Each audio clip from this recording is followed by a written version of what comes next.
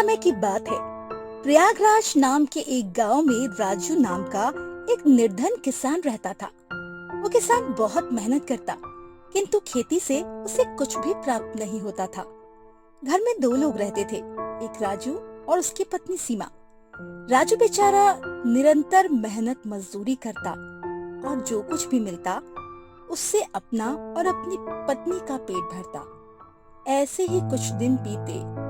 सूर्य निकलते ही घर से निकलते हुए, हे भगवान, आज मैं सुबह सुबह अपने काम के लिए तो निकल गया, लेकिन आज कुछ तो काम मिल जाए ताकि आज के खाने का प्रबंध हो जाए। किसानी से उतना तो हो नहीं रहा, अब मैं क्या करूं? राजू चला जा रहा था। तभी उसने एक स्थान पर लोगों से घिरे अपने गांव के मुखिया को देखा। हाँ भाई, मैंने तुम्हारा नाम लिख लिया है। तुमने 10 आदमी कहा था ना?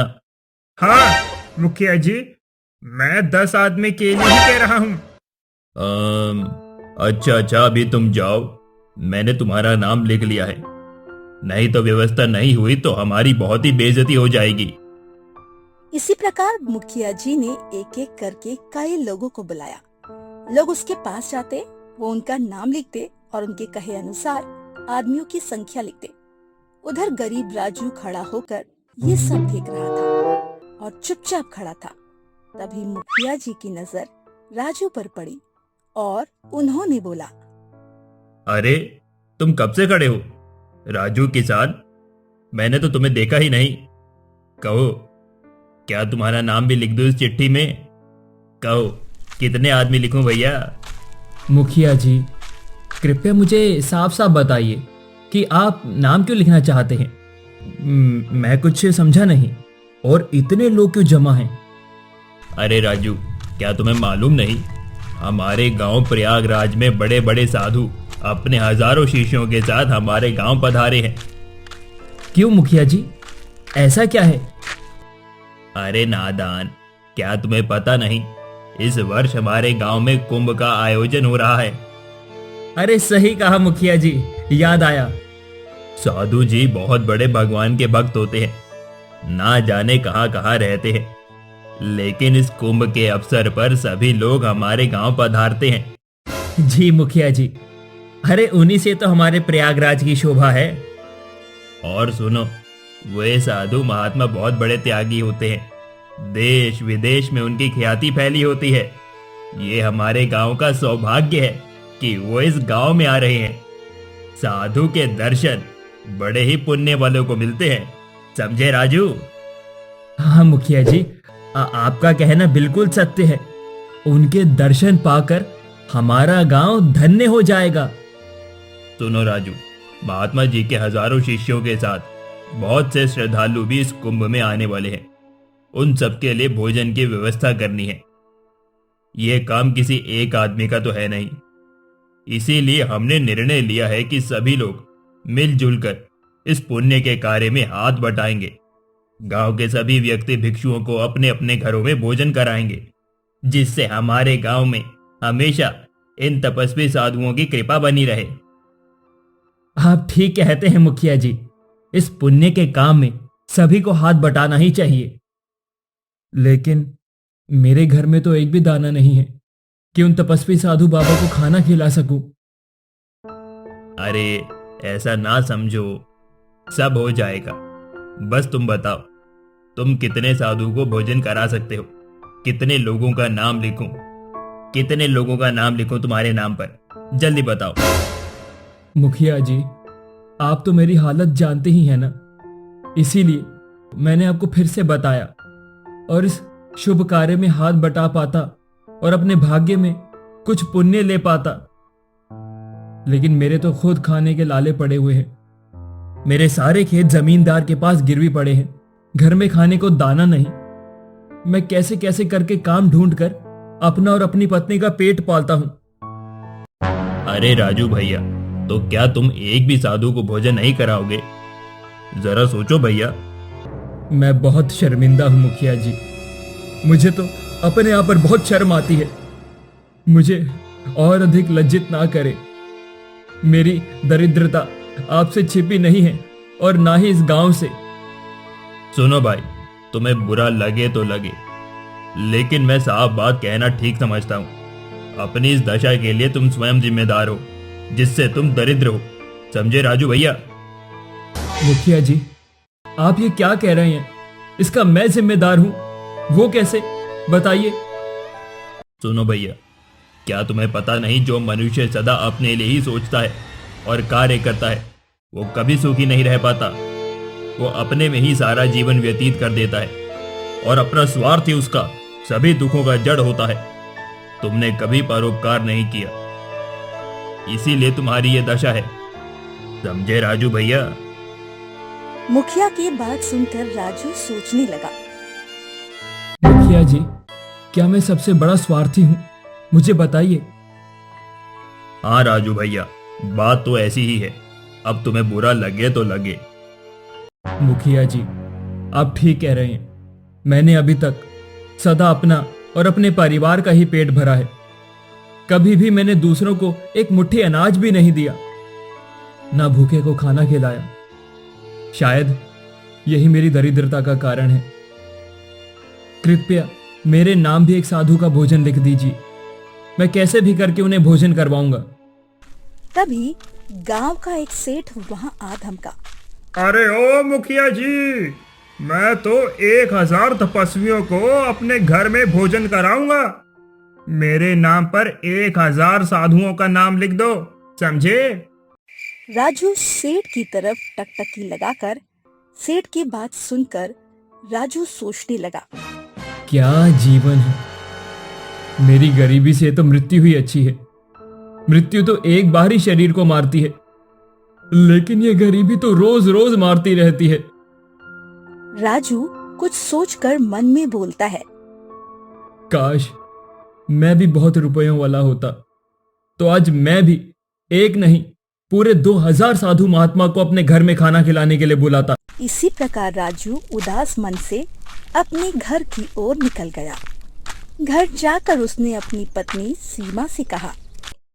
सीमा, कल बहुत महान तपस्वी साधु बाबा अपने हजारों शिष्यों के साथ हमारे गांव प्रयागराज में आ रहे हैं। गांव के सभी लोग अपनी अपनी क्षमता के अनुसार साधु को अपने घर भोजन कराएंगे।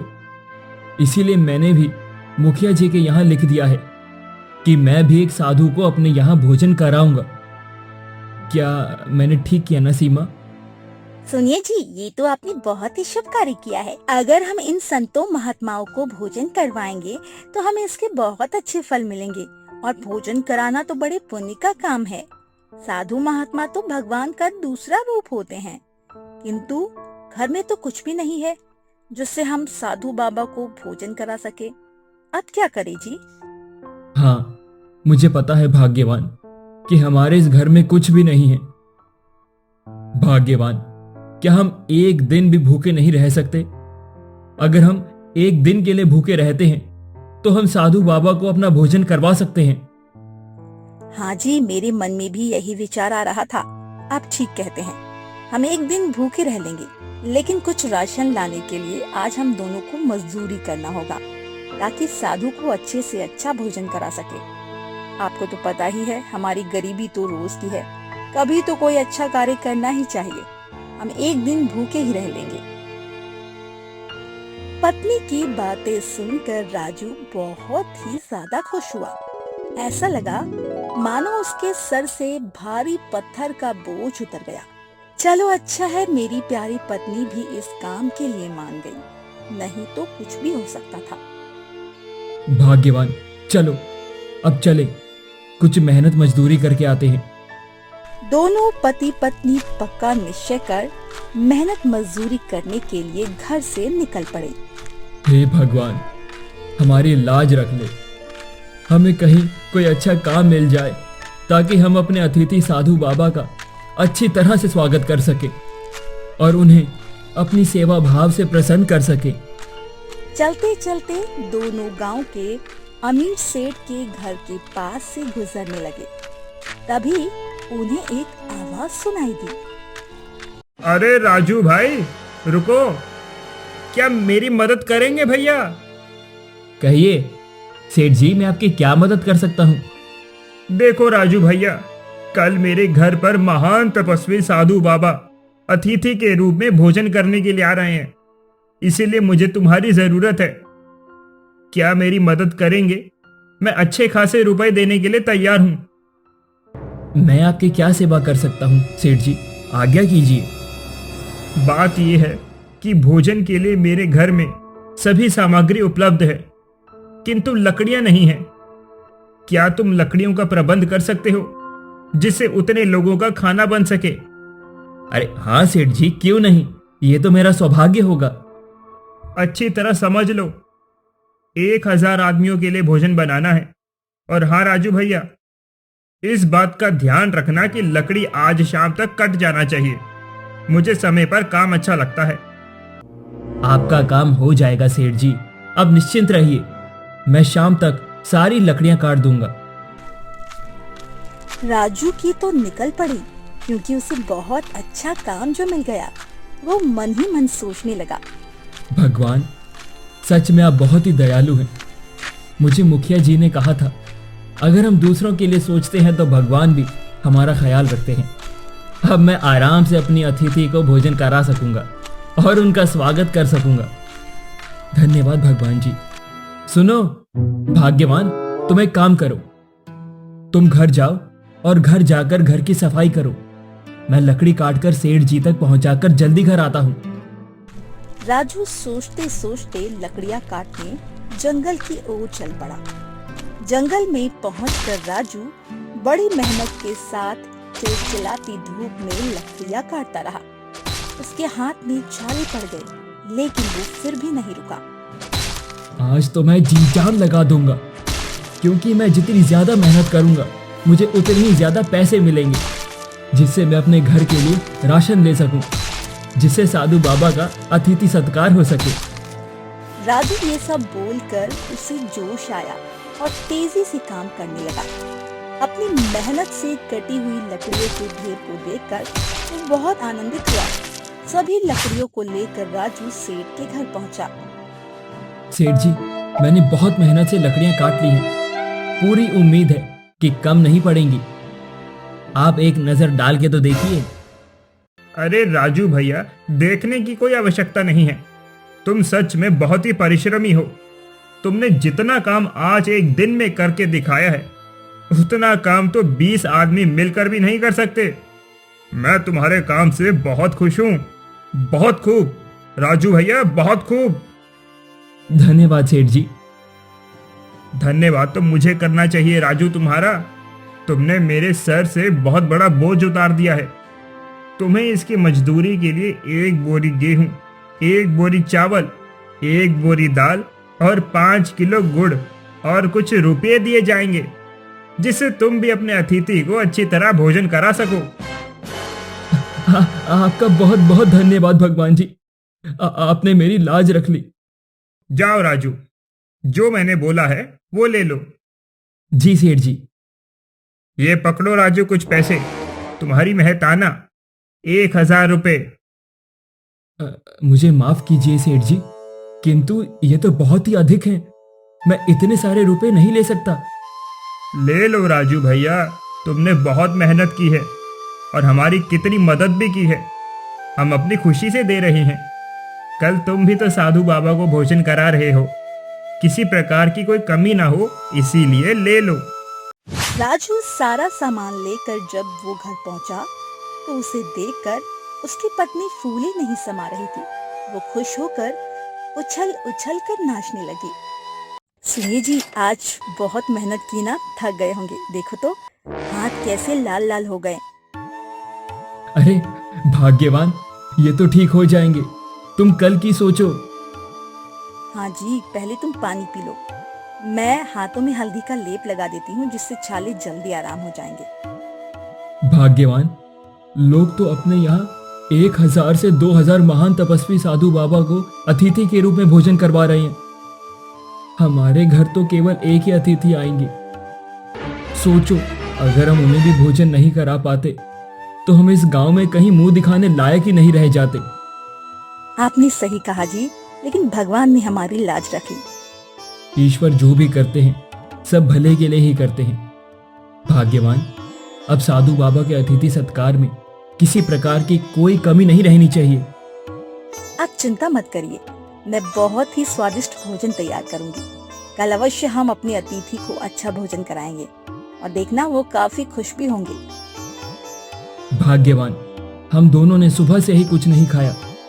चलो अब भोजन कर लेते हैं। दूसरे दिन सुबह सुबह सीमा अतिथि के लिए भोजन बनाने की तैयारी में जुट गई। कुछ समय बाद राजू भी उठ गया।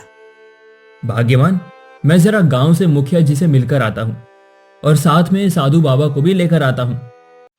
इतना कहकर राजू गांव में निकल गया।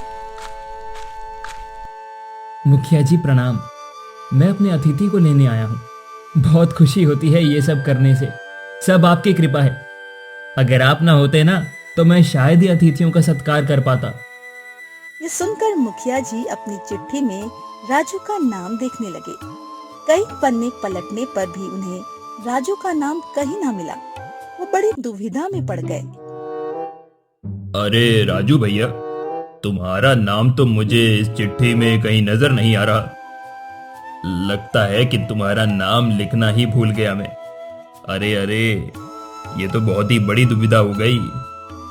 ये क्या बोल रहे हैं मुखिया जी? आपने ही तो लिखा था ना मेरा नाम। अरे राजू भैया, मैं कई बार इस चिट्ठी को पलट कर देख चुका हूँ भाई, तुम्हारा नाम नहीं है। ये तो बहुत ही गंभीर परिस्थिति आ गई मुखिया जी। अब आप ही कुछ कीजिए। उधर मेरी पत्नी ने सारा इंतजाम कर लिया होगा और राह देख रही होगी। अरे हाँ हाँ, कल मैंने ही तो तुम्हें नाम लिखने की सलाह दी थी, किंतु ऐसा कैसे हो गया? अब क्या होगा?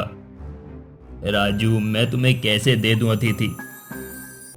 मुखिया जी, आप कुछ भी कीजिए, मैं आपके सामने हाथ जोड़ता हूं। मुझे एक साधु अतिथि के रूप में दे दीजिए। क्षमा करना राजू भाई, अब कुछ नहीं हो सकता। सभी लोग अपने साथ अतिथि को ले जा चुके हैं, मैं अब कुछ नहीं कर सकता।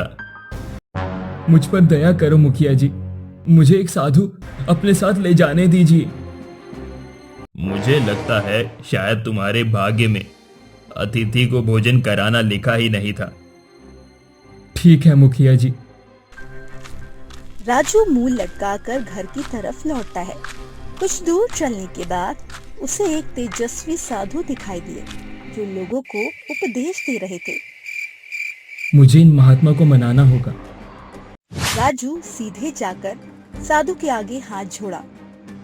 हे महात्मा, मेरी एक छोटी सी इच्छा है। तुम्हें क्या दुख है बेटा? क्या इच्छा है तुम्हारी? भगवान, मेरा दुख आप ही दूर कर सकते हैं। मैं बड़ी आशा लेकर आपके पास आया हूं, मेरी इच्छा पूरी कीजिए। बताओ बच्चे, तुम्हें क्या दुख है? यदि संभव हुआ तो मैं तुम्हारा दुख दूर करने का प्रयत्न करूंगा। महात्मा जी, मैं केवल इतना ही चाहता हूं कि आप मेरे घर पर मेरे साथ भोजन करने के लिए चलें। ठीक है, हम तुम्हारे घर भोजन करने के लिए चलेंगे।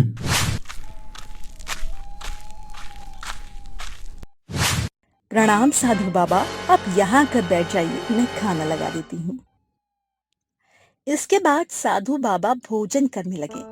जब बाबा भोजन कर चुके तो राजू हाथ जोड़कर मधुर आवाज से बोला, महात्मा जी, आपने जो मुझ दरिद्र के घर पर भोजन करके मेरे ऊपर जो उपकार किया है, इसके लिए मैं जन्म जन्म तक आपका ऋणी रहूंगा। मैं तुम्हारे इस अतिथि सत्कार से बहुत प्रसन्न हुआ बच्चे। ये लो मेरा जादुई कमंडल, इसमें तुम जो चीज डालोगे वो दुगनी हो जाएगी। और साधु महाराज वहां से चले गए। मुझे लगता है भाग्यवान, अब हमारे गरीबी के दिन खत्म हो चले। इसमें 100 रुपए डालते हैं, देखते हैं दुगने होते हैं कि नहीं। लीजिए जी, ये 100 रुपए डालकर देखो। जैसे ही राजू ने 100 रुपए डाले, 100 रुपए दुगने हो गए। दोनों ने साधु महाराज का धन्यवाद किया। भाग्यवान, मैं मुखिया जी से मिलकर आता हूँ, ये सब उनके ही कहने से हुआ है। राजू मुखिया के घर पर आ पहुंचता है। मुखिया जी, मैं अभी से आपके पास अपना नाम लिखवाने के लिए आया हूँ। अगले साल सारे प्रयागराज और कुंभ में आने वाले साधुओं का अतिथि सत्कार मैं करूंगा। अरे राजू भैया, कल तो तुम्हारे पास खाने को अनाज तक नहीं था और अब कहां से आ गया? ये तो अपना अपना नसीब है मुखिया जी। इतना कहकर वो घर को लौट जाता है। राजू और सीमा गांव के सबसे अमीर लोग बन जाते हैं और खुशी खुशी अपना जीवन व्यतीत करते हैं। तो ये थी कहानी। कैसी लगी आपको हमारी कहानी?